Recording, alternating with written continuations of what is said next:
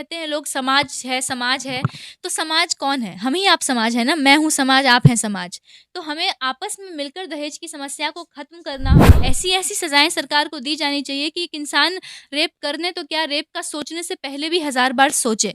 तो अगर ये सारी चीज़ें सरकार के द्वारा की जाएँगी तो हो सकता है कि कुछ रेट्स घट जाएँ। समाज का काम है कहना, कुछ तो लोग कहेंगे, लोगों का काम है कहना, और जो लोग ये सोच के पीछे रह जाते हैं ना कि लोग क्या कहेंगे, वो अपनी लाइफ में कभी कुछ नहीं कर पाते। तो मेरे माँ-बाप ही क्या, मेरे जितने भी रिश्तेदार हैं, मेरे जितने भी गाँव के लोग हैं, जो भी घरवाले हैं, किसी ने भी आज तक मुझे ये नहीं कहा कि मैं गलत कर रही हूँ, क्योंकि वो सब समझते हैं कि मैं सही कर रही हूँ, और मेरे ऐसा बोलने से कई सारी लड़कियों की ज़िंदगियाँ बदली हैं और आगे भी बदलेंगी। फांसी एक बहुत ही छोटी-सी सज़ा है किसी इंसान के लिए।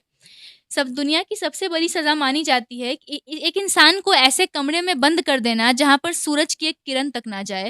मतलब जैसा अंधेरा हमें आँख बंद करने पर दिखता है, वैसे अंधेरे में एक इंसान को जीवन भर के लिए छोड़ दिया जाना चाहिए।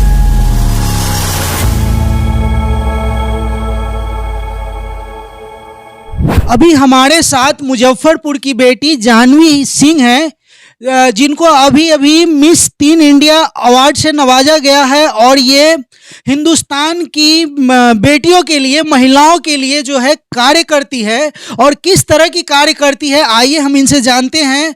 और आपको गर्व होगा कि बिहार की वो बेटी जिनको इतने बड़े सम्मान से नवाजा गया है, महज 14 से 15 साल की उम्र में। एक बार आप अपना परिचय दे दीजिए।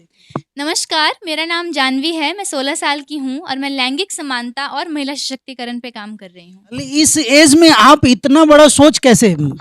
जी, तो मेरे काम की शुरुआत मुख्यतः आज से 5 साल पहले हुई थी, जब मुझे लगा था कि लैंगिक समानता के क्षेत्र में कहीं न कहीं मेरे योगदान से बहुत कुछ बदलाव हमें देखने को मिलेगा। जिस तरह से आज भी हमारे समाज में लड़के और लड़कियों में जो भेदभाव है, जो गैप आज भी एग्ज़िस्ट कर रहा है, उसको मिटाने के लिए मैं मेनली काम कर रही हूँ। जिस तरह से अपने बिहार में खास करके सेक्सुअल चीज़ों पे बात करना भी लोग जो है उसको सही नहीं समझता है, खास करके लड़कियों के लिए ये काफ़ी टफ है। लेकिन आपने इस फील्ड में इस चीज़ को जो है इंटरनेशनल लेवल तक जाने का सोचा, ये कहाँ से आपको मोटिव मिला? जी, तो मेरा यही मानना था कि जहाँ तक बात आती है शर्म की, तो हमें शर्माना तब चाहिए जब हम कोई गलती कर रहे हैं, जब हम सच की लड़ाई लड़ने जा रहे हैं, जब हम सच्चाई के लिए आवाज़ उठा रहे हैं कि आज भी किस तरह से हमारे समाज की जो बेटियाँ हैं, जो महिलाएँ हैं, उनको कितनी सारी समस्याएँ फ़ेस करनी पड़ती हैं अपने पूरी लाइफ़ टाइम में। एक लड़की के जन्म से ही जब लोग उसे पराया कहते हैं, सबसे बुरा तब लगता है जब एक लड़की को जब लोग उसको पराया धन कहते हैं कि तुम तो दूसरे के घर चली जाओगी। तो ये सब टॉर्चर जो एक लड़की को कम उम्र से ही किया जाता है, और जब एक लड़की थोड़ी-सी बड़ी होती है, जब उसको पीरियड्स आते हैं, तो इस तरह से शर्मसार नज़र से हमारा समाज उसको देखता है, उसको खुल के बोलने की आज़ादी नहीं दी जाती है। कम उम्र में शादी कर देना, कम उम्र में माँ बन जाना, डोमेस्टिक वायलेंस का शिकार होना, दहेज को लेकर शिकार होना, इन सभी समस्याओं पर काम करने का मुझे मोटिवेशन हमेशा मिलता रहता है, जब भी मैं किसी लड़की को सफ़र करता हुआ देखती हूँ। जब भी मैं देखती हूँ कि हमारे समाज की आज भी किसी बेटी की हत्या केवल इसलिए की जा रही है क्योंकि वो बेटी है, तब मुझे मोटिवेशन मिलता है कि मैं कुछ अच्छा कर सकूँ उनके लिए। इतनी कम उम्र में मतलब इतना बड़ा सोच कैसे? जी, ये कहाँ से ये मोटिवेशनल मिल रहा है आपको? जी, ये मोटिवेशन सबसे बड़ी बात है मेरे पेरेंट्स, मेरे मोटिवेशन मेरे माँ-बाप हैं। जिस तरह से मेरे माता-पिता ने एक बेटी होने के बावजूद भी कभी मुझे ये फ़ील नहीं होने दिया कि तुम किसी से कम हो या फिर तुम किसी से पीछे रहो, किसी से दब कर रहो, ये सबसे बड़ा मोटिवेशन है मेरे लिए। जब आपने इस तरह का कार्य को चुना अपने जीवन में, इस क्षेत्र में आपको आगे जाना है, फिर आपके घर के पेरेंट्स लोग आपको बोले नहीं कि आप लड़की हो और इस तरह के काम आपके लिए? कभी नहीं कहा, उल्टा इन्होंने मुझे और हिम्मत दी। जब मैंने इनसे कहा कि शायद ये मुझसे नहीं हो पाएगा या फिर काफ़ी मुश्किल है ये करना। एक ऐसे समाज में आना जहाँ पर एक बेटी अपने लिए नहीं बोल पाती है, वहाँ पर आपको दूसरों के लिए बोलना है, वहाँ पर आपको बाकी सबके लिए बोलना है, ये काफ़ी मुश्किल था मेरे लिए। लेकिन इन लोगों ने मुझे हमेशा कहा कि जो भी हो जाए हम तुम्हारे साथ हैं।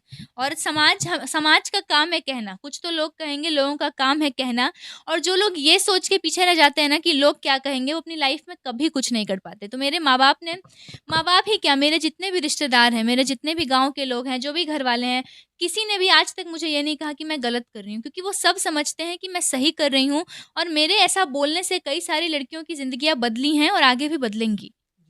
जैसे अभी अपने बिहार में खास करके जो ग्रामीण क्षेत्र होते हैं और जिस फैमिली में लोग पढ़े लिखे ज़्यादा नहीं होते हैं तो वहाँ क्या होता है कि जो बाल विवाह का जो है कंप्लेंट्स बहुत सारे रहते हैं। लोग लड़की को एज से पहले शादी कर देते हैं जिसके कारण उन्हें उन्हें तमाम तरह के जो है बीमारियों से गुजरना पड़ता है, जिससे उनका घर आर्थिक स्थिति सब तबाह हो जाता है। इस पर क्या कहें? मैं यही कहूँगी कि बाल विवाह बिल्कुल ख़त्म कर देने दिया जाना चाहिए। अब तो लड़कियों की एज भी 21 साल कर दी गई है सरकार की तरफ से बढ़ाकर, कि 21 साल से पहले किसी भी लड़की की शादी करना कानूनन अपराध है और इसके लिए उनको जेल भी हो सकती है। तो बाल विवाह से क्या होता है ना कि आप 2 लोगों की ज़िंदगियाँ ख़राब कर देते हो। एक लड़की जो कम उम्र की होती है या फिर एक लड़का जो ज़्यादा उम्र का होता है या फिर वो भी अगर कम उम्र का होता है। तो ये उम्र क्या है ना, इस उम्र में हर किसी को अपने बच्चों को उनके सपनों के लिए जीने देना चाहिए। उनको ये कहने देना चाहिए कि तुम कम से कम कोई सपना देखो और उसके लिए काम करो। और लड़कियों की कम उम्र में शादी कर दी जाने से वो अपने लाइफ में कभी भी अपने लिए स्टैंड नहीं ले पाएँगी। एक औरत कब किसी से लड़ पाती है? जब वो खुद किसी मुकाम पर पहुँच चुकी होती है। एक औरत अगर चाहे 10,000 की भी कहीं पर नौकरी भी क्यों ना कर रही हो, उसके पास कहने को वो बल होता है कि मैं खुद से कमा रही हूँ, मैं खुद से काम कर रही हूँ। लेकिन अगर आप अपनी बेटी की शादी 15 साल में, 16 साल में कर देंगे, तो आपकी बेटी कभी खुल के नहीं जी पाएगी। 15-16 साल में शादी होगी, 18-19 तक आते-आते उसको बच्चे हो जाएँगे और उसकी पूरी ज़िंदगी खराब हो जाएगी केवल इन्हीं चीज़ों में।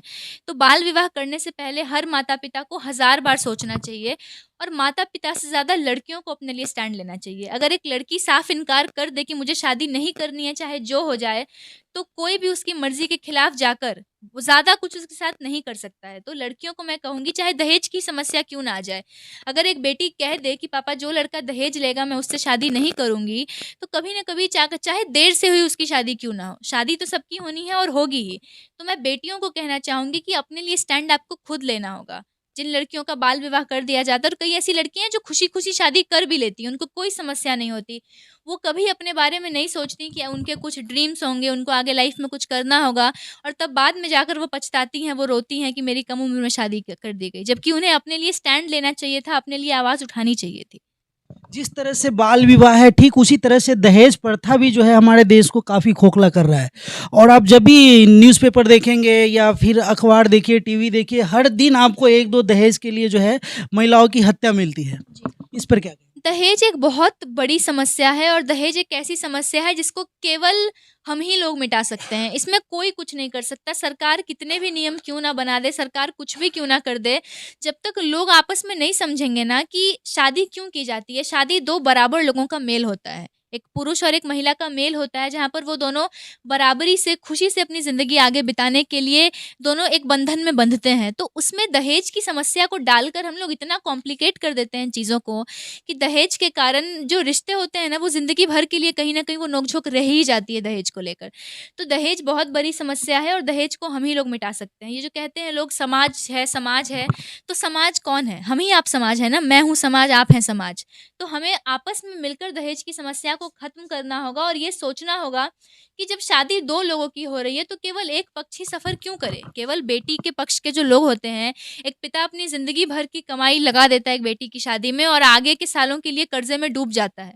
तो परिवार का ग्रोथ तो वहीं पे रुक जाता है ना। तो दहेज की समस्या बहुत बड़ी है और इसको हम ही लोग ख़त्म कर सकते हैं। जिस तरह से अभी पूरे देश में बलात्कार एक ऐसा मतलब मुद्दा हो गया है कि आए दिन जो है लड़कियां शोषित होती है इन चीज़ों से, तो इससे कैसे बचेगी? मतलब क्या स्टैंड अपनाना चाहिए जिससे जो है बलात्कार के मामले कम हो देश में, या फिर लड़कियां अपने सम्मान के साथ खुली मार्केट में हर जगह घूम सके, अपने अधिकार के साथ जी सके? सबसे बड़ी बात है, रेप जो है ना, रेप एक मानसिकता है, रेप एक मेंटालिटी है औरतों को मटीरियलाइज़ करने की, उनको एक सामान समझने की, एक वस्तु समझने की। रेप कब होता है? और जो लड़कियाँ, मैं लड़कियों को बताना चाहूँगी अपने सेल्फ डिफेंस के लिए, कि जब वो कहीं अकेले ट्रैवल कर रही हों, तो हमेशा अपने साथ पेपर स्प्रे नाम की एक चीज़ होती है। पेपर स्प्रे मतलब क्या होता है? हम लोग उसको घर पे भी बना सकते हैं। उसको बनाने का तरीका है, बहुत सारे नींबू का रस निचोड़ लीजिए और उसमें कुछ मिर्च मसाले मिलाकर एक स्प्रे बॉटल में करके अपने पास हमेशा रखिए। और जहाँ तक बात है सेल्फ डिफेंस की, कि एक लड़की को कभी भी अपने आप को कमज़ोर नहीं समझना चाहिए। जिस टाइम पर आप खुद को कमज़ोर समझ लीजिएगा ना, उसी टाइम पर सामने वाला आपको कमज़ोर कमज़ोर समझ लेगा। तो और जहाँ तक बात है रेपिस्ट की, सज़ा की, तो हमारा जो सिस्टम है, सिस्टम की बहुत बड़ी गलती है। रेप के केसेज़ जो बढ़ते जा रहे हैं, हम लोग इमीडिएट एक्शन नहीं ले पा रहे हैं। हम लोग तुरंत जो है वो फ़ैसला नहीं कर पा रहे हैं। अभी भी कोर्ट जो है वो इंतज़ार करता है कि ये सबूत आएँगे, ये लोग आएँगे, ये जुटेगा, और ये करते-करते सालों बीत जाते हैं और जो पीड़िता होती है उसको कभी इंसाफ़ मिल ही नहीं पाता। तो सिस्टम की गलती है, इस पर भी सुधार किया जाना चाहिए सरकार के द्वारा, और रेपिस्ट को ऐसी सज़ा दी जानी चाहिए ना, फांसी एक बहुत ही छोटी-सी सज़ा है किसी इंसान के लिए। सब दुनिया की सबसे बड़ी सज़ा मानी जाती है कि एक इंसान को ऐसे कमरे में बंद कर देना जहाँ पर सूरज की एक किरण तक ना जाए। मतलब जैसा अंधेरा हमें आँख बंद करने पर दिखता है, वैसे अंधेरे में एक इंसान को जीवन भर के लिए छोड़ दिया जाना चाहिए। ऐसी-ऐसी सज़ाएँ सरकार को दी जानी चाहिए कि एक इंसान रेप करने तो क्या, रेप का सोचने से पहले भी हज़ार बार सोचे। तो अगर ये सारी चीज़ें सरकार के द्वारा की जाएँगी तो हो सकता है कि कुछ रेट्स घटें।